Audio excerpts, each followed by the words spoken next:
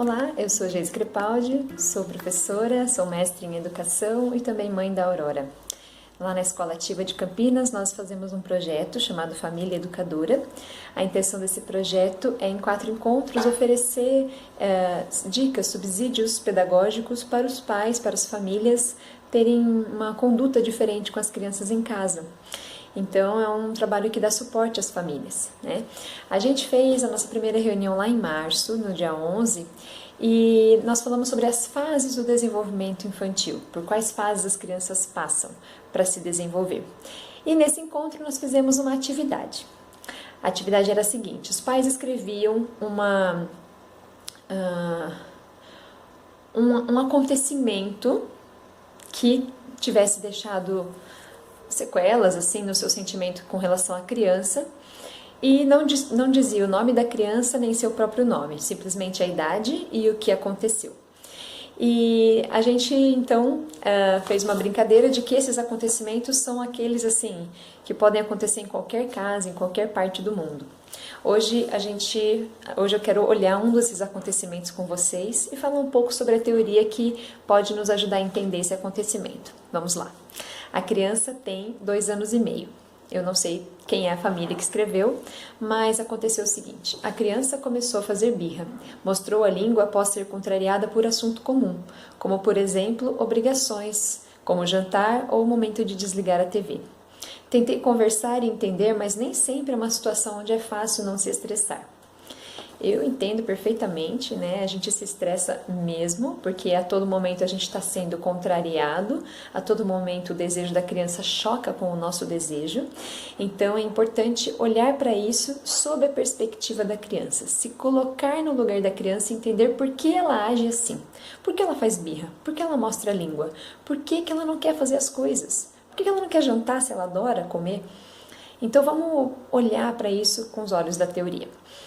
Quero trazer um teórico que é muito importante, chamado Jean Piaget. Ele foi uma pessoa que mudou o olhar sobre a criança.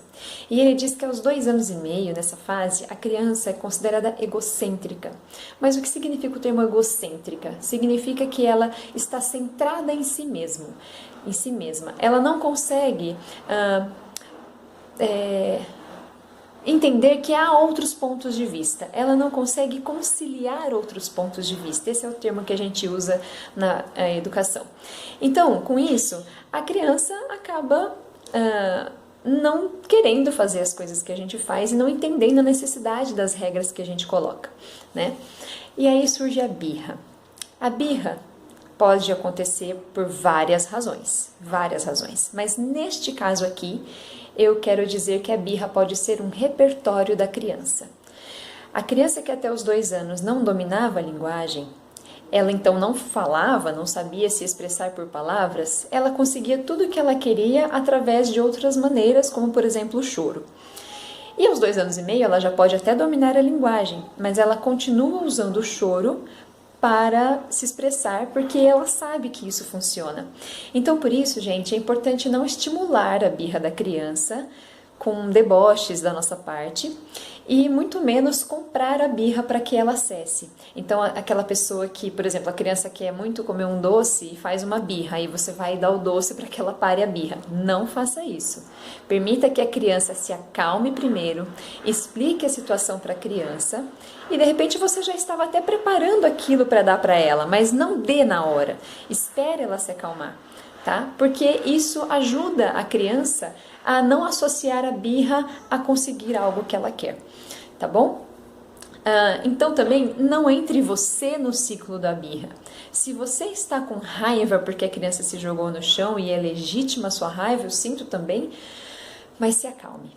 Tente se pacificar primeiro para então pacificar a criança. Aqui no nosso Instagram coloquei um post sobre isso. Quem me ajudou foi a psicóloga Tatiana Fest, onde ela fala o que fazer em caso de raiva, né? Diante de uma situação que a criança nos coloca, tá? E agora, tudo isso para momentos que a birra já está acontecendo. Mas e como eu faço para evitar a birra? Vamos pensar em evitar a birra da seguinte forma: estabelecendo alguns combinados prévios com a criança, tá? Então, você pode fazer uma rotina.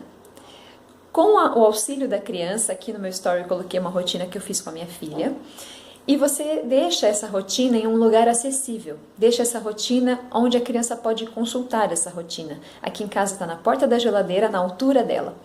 Então ela toda hora vai lá e vê o que tem depois do jantar. Ai, tem mamá. O que tem depois? Ela vai consultando e ela vai então entendendo a rotina, entendendo que, portanto, existem coisas que ela precisa fazer. Na rotina diz que tem que jantar, então ela precisa jantar, tá? Agora, tudo bem. Tem a rotina, a criança seguiu a rotina, mas mesmo assim, a hora que eu fui lá, enfim, eu sou contra colocar na TV, mas se você precisa da TV, e eu entendo também, você precisa desligar a TV para ela jantar. Às vezes, você precisa só esperar o programa acabar. Esperar 1 minuto ou 2. Também, de novo, se colocar no lugar da criança. Você gostaria de estar assistindo algo muito interessante, algo que você gosta, e alguém chegar e desligar a TV do nada na sua cara? Não, você não gostaria. Então, você não vai fazer isso com a criança. Você chega nela e fala assim, filho, assim que acabar esse programa, nós vamos desligar a TV e nós vamos jantar, combinado? Então, você espera a criança acabar o programa. Uma outra dica é, você sabe que a criança gosta de um determinado programa, e em seguida tem uma atividade que talvez ela não goste tanto, como tomar banho, não sei. Estou só dando um exemplo, né? Tem crianças que adoram tomar banho, tem crianças que não gostam. Então, o que você faz? Você inverte, você coloca alguma outra atividade antes do banho, uma atividade que ela pode terminar e concluir mais rapidamente, banho, e depois algo que ela gosta, algo que ela vai se interessar mais. Porque assim você não tem que interromper uma coisa que ela gosta de fazer para fazer outra que ela não quer fazer. Tá? Você conhece a sua criança, você sabe o que ela gosta de fazer. Então, use isso a seu favor, tá? E uma última dica que eu quero dar é deixe a criança tranquila, em paz, entendendo que ela pode retomar essa atividade mais tarde. Se você precisa solicitar a criança para qualquer assunto mais urgente, diga para ela, eu vou deixar aqui, vai ficar tudo aqui disponível para você. Quando a gente terminar de jantar, você vem e você pode continuar o que você estava fazendo. E isso vai trazendo para a criança uma segurança de que ela não precisa temer nada, de que tudo vai ficar bem. Tá? Essas são as dicas da atividade que a gente fez lá em março. Espero ajudar algumas famílias. Isso também tem me ajudado. Quando eu me conecto com essas famílias, eu estudo e isso me ajuda também com a minha criança. Então, que vocês também possam se beneficiar dessas notícias pedagógicas. Um beijo e até a próxima!